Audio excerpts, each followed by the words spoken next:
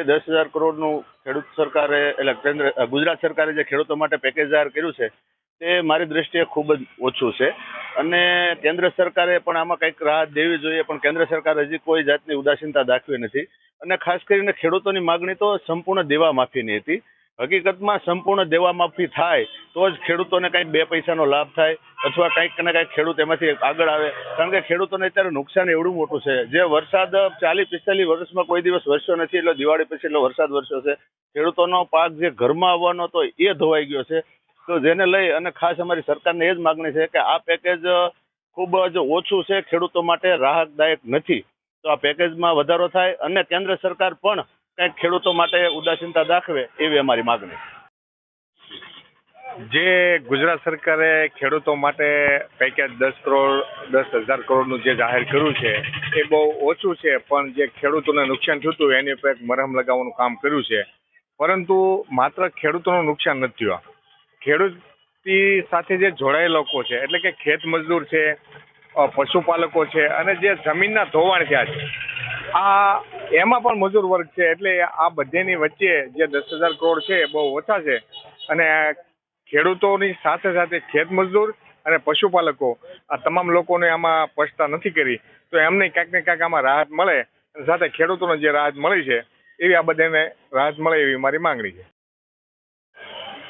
આજરોજ જ્યારે ગુજરાત સરકારે 10,000 કરોડની કૃષિ સહાયની જાહેરાત કરી છે ત્યારે એક ખેડૂત પુત્ર તરીકે મારું માનવું છે કે જે નુકસાની છે એ ખૂબ મોટી સંખ્યામાં છે, કારણ કે પાક એકદમ તૈયાર થયેલો પાક, મોઢે આવેલો કોળિયો ખેડૂતોનો છીનવાયો છે અને જ્યારે ગુજરાતમાં 54 લાખ ખેડૂતો છે એની સામે 10,000 કરોડની સહાય એટલે ખૂબ નાની સહાય જાહેર થશે. સાથે સાથે ખેતી પર નપતા જે ખેત મજૂરો, ભાગિયાઓ અને પશુપાલકો છે એમના માટે પણ કાંઈ ખાસ ચોખવટ કરવામાં આવી નથી. આ 10,000 કરોડ જે છે એ માત્ર ખેડૂતોને આપશે કે બધાને આપશે? જો બધાની વચ્ચે વહેંચવામાં આવશે તો એ રકમ ખૂબ નાની થશે.